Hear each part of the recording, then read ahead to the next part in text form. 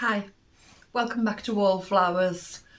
So, as you will notice, you haven't seen me on the channel for the best part of the week. And the true reason is we've had a really hellish bit of a week, to tell you the truth. And hopefully just coming through it now. Start at the beginning and talk you through it basically. So it was midnight nearly a week ago. Mr. Wallflowers had taken himself to bed about 11 p.m. to be ready for work the next morning. He's an early riser and has to be up around 4ish. And he'd gone to bed at 11. So I'd stayed downstairs on the settee and was really engrossed in a book I'm reading at the moment.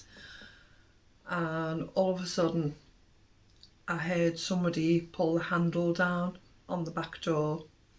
And when you know your own house, you know the sounds and you know which door and which handle is being pulled and you recognise the sound. And my heart sank. So as I'm stepping up off the settee, I heard a dull drilling sound. Absolutely horrific. So I reached towards the light switch, I put the light on, which would shine out to the back door. Although I have a curtain on it, you can still see around the edges, so the light would shine out. I then ran to the stairs and called for Mr. Wallflowers, and good enough he came straight down. He went out and had a look around, and the back gate was open and they'd left, so the light must have worked for them and scared them off. But what we did notice at that point when looking with the torch, because this has gone midnight by this point. 1 o'clock. Well, it was 1 o'clock in the morning. We're looking with the torch to see what the drill noise was, to see if there was any damage to the framework of the door, etc. We couldn't actually see any damage, but there was a chair, a garden furniture chair, pushed up against the door and a garden table. So I can only presume, we don't know the facts, I can only presume that they've taken an electric screwdriver and with me having the key on the inside of the door and it being locked, I can only presume they've tried to use a drill to push the key out in order to try and burgle us basically and get through the door.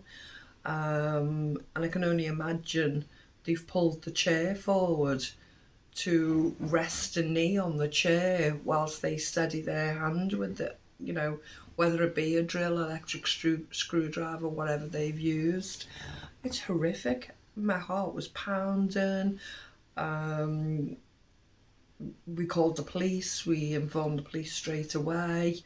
Obviously looking to remove any garden furniture from that area and to improve our security. So going to bed really, really late, early hours in the morning. It took me such a long time to stop listening out for noises. Were they going to come back? Were they, absolutely horrific. The stress factor that took on my body was horrific. As I've said before, I suffer spinal injuries. I have spondylosis and I have it in my neck, going down the back of my head and my neck, all the way down my spine with arthritis. And I have a twisted coccyx and bulging discs in my L5S1 and L7. And the stress factor caused me so much pain, it was unbelievable. And I had to take to my bed for a couple of days. I'm up and about now, I'm fine now, but the pain and the stress that it caused me was absolutely unbelievable. It's just not a pleasant thought for anyone thinking someone is trying to get into their house, whether it be daytime or nighttime, And I personally don't think it was anything to do with a pantry or prepping or anything along those lines. I personally think it's to do with the current situation we're in financially. and I think it'll only get worse for opportunist burglars to attempt to gain access to people's houses.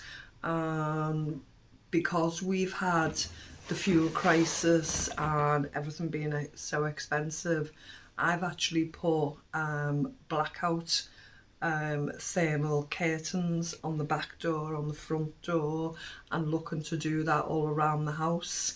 And so if anybody looked, they wouldn't see a lounge light on, they wouldn't see any lighting within the house, because of course the only light I had on that evening was the lounge light, and that wouldn't reflect through two doors to get to the back door.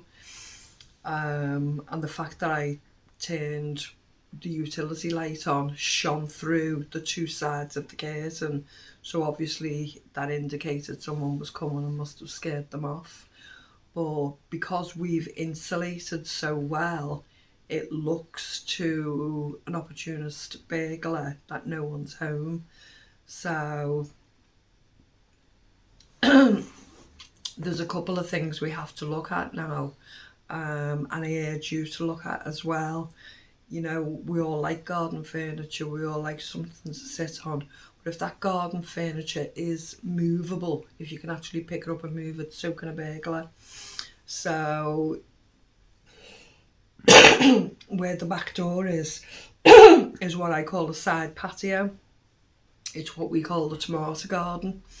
And in there we have a couple of three raised beds, but we also have a table and a chair that Mr. Wallflowers likes to sit on occasionally. So I've had to remove that from that area and take it right down the bottom of the garden, so it's not there at all. And we have to look at those types of things, because if people can't get in your back door, they'll look for access through windows, through any other opportunity they may have. So things like garden furniture need to be removed away from walls, doors, windows, etc. Also, if you have any ladders outside in the garden, or maybe a wheelie bin you have parked up against a wall, anything that somebody can climb on top of and gain access to a window or a door. Excuse me. What we personally do with the ladder, because we don't have space to keep it inside, we actually bought a cheap bicycle lock, from one of the shops. I think it cost around £2 in the pound shop. So we actually attach that to a fence, and it's completely out the way. So I urge you to do anything like that. If you can secure your furniture out of the way from doors or windows, remove the wheelie bin from anything that can be used for against your property. Look at lighting. Have you got any lighting in that immediate area? So what we've personally had to do is update the security, because I can't have that ongoing affecting my health and having a worry about it. So we've contacted a company, and very shortly, within a couple of days, we're having a security system fitted. And through the blessings of being monetised with the help from Tessie and Karen and everybody who watches the channel, we're actually able to pay for that through the monetisation that's coming through. So we've put the camera on the back burner, because security comes first, and because we're blessed with the monetisation, we're actually going to have peace of mind being able to instill that security, and update it completely. So it'll be full range, the house will be completely covered and there's no entry for them to get in. But not only that, it's also connected to the phone, and we'll be alerted if anyone steps on the property. So that can be whether we're at home or away from the home. It'll be on 24 hours a day and we'll be alerted. So the peace of mind that will give me and Mr. Wallflowers is absolutely amazing. To have a fear of being in your home or leaving your home is not something anybody wants to live with on a day-to-day basis. So, as I say, that the stress factor from that made me take it to my bed, because the pain in my body and the stress factor was just too much for me. So I lost a couple of days there, so I'm playing catch up now. So I can't go down with it. I can't, we've got too many stress factors and we can't allow ourselves to dwell on them. There is a positivity, there is the monetisation that can pay for the security, and now is to be the uplifting side. Well, when I went out to remove the furniture to make sure everything I've just advised you about, make sure the wheelie bin isn't against the wall, make sure the furniture isn't accessible, only when I banged my glasses into my head as I was removing it. And I don't know if it'll show up on the camera, but I've actually caused to bruise myself on the forehead. I've actually bruised myself on my arm, and all this is to make sure that we remove the furniture from the side of the house or anywhere next to the house. So we've had an attempted burgle, we've had me in bed for 2 days, and then we've had me bruising myself all over my body trying to keep the the place bloody secure. So yeah, as I say, we can't go down with it. We've got to be positive. If anyone's in the position where they need to, in the UK anyway, they need to update their security, we've actually found a camera that's just £49 to install, but you do have to pay a monthly fee for the link up of it being available on your phone. Monitored. It's monitored 24 hours a day, and it links up to the police as well. So if you require any information on that, if you contact me on the email, then we'll give you all that information. Again, if anyone wants to send us any emails, it's flowerswarlow@gmail.com. We've had some fabulous emails.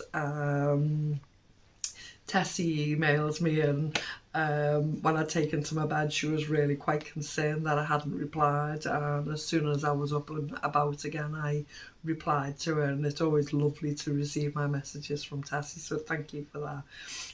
But there's been some other beautiful ladies that have contacted me, offering to make me some curtains or a towel for when I wash my hair that would clip.